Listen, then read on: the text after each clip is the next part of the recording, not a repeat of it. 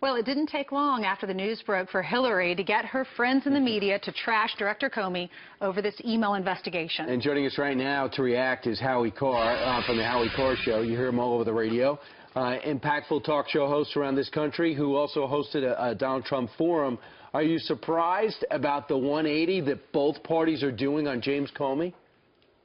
No, it's only to be predicted, Brian. I was amused that Paul Krugman, the New York Times columnist, within moments was describing the release of the letter as Comey-gate.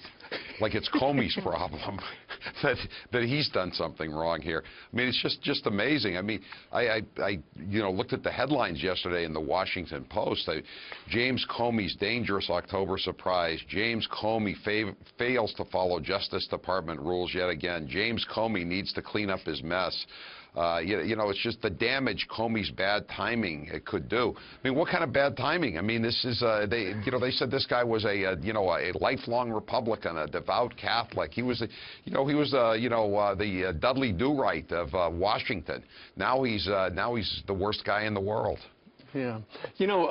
This also reminds me, while Hillary Clinton is calling foul, how you and I are old enough to remember it was 24 years ago on the weekend before George Herbert Walker Bush versus Bill Clinton that Caspar Weinberger, his Secretary of Defense, was indicted. The indictment was later thrown out. But at that point, Bill Clinton himself seized on it and said, see, this proves the culture of corruption with the Bushes. Right, exactly, Steve. That's the other thing here. There's Jamie Gorelick. She was the #2 person in the Justice Department under Bill Clinton. She wrote an op-ed piece, and she said in the last 60 days before an election, quote, the balance should be struck against returning indictments. I guess only if you're, only if you're investigating a Democrat, you should lay off in the last 60 days. So there's obviously a double standard. And by the way, the statute of limitations had run out on that Caspar Weinberger indictment. It was just a transparent way to get headlines for Bill Clinton when he was failing in the polls. Yeah, editorial board back in July when all this came out, when Comey did not indict Hillary, Washington Post editorial board, they said that the Republicans are attacking Mr. Comey for doing his job. So what are they going to say now for him doing his job? Yeah, it's ridiculous. This is like 1984. The Ministry of Truth turns on a dime, and we're all supposed to forget what they were writing a few months earlier. I mean, and Loretta Lynch, the Attorney General, saying that he's violating the rules. I mean, is it a good protocol for her to be meeting with the potential person of interest husband on the tarmac in the Phoenix airport? I mean, come on, this is ridiculous. And lastly, Howie, there's a problem. Our Justice Department might be at war with the FBI. Our FBI is mad at their leader. That's why on October 3rd, they get the 630,000 emails. They start seeing them.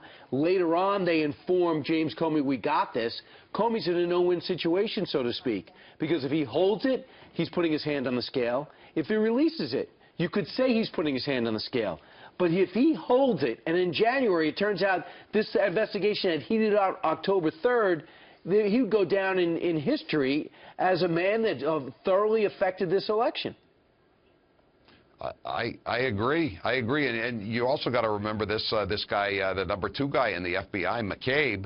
He's the one. The Wall Street Journal has been reporting on this for days. His wife was running for the state senate in Virginia, got a lot of money from Terry McAuliffe, a Clinton confidant, over $500,000, and he tried to put the kibosh on this reopening of the investigation. I mean, this is just makes Trump's right. This makes Watergate look like child's play. 4 separate FBI field offices were conducting their investigation. It just never stopped. New York is the one who led the way in this case, aided by Little Rock.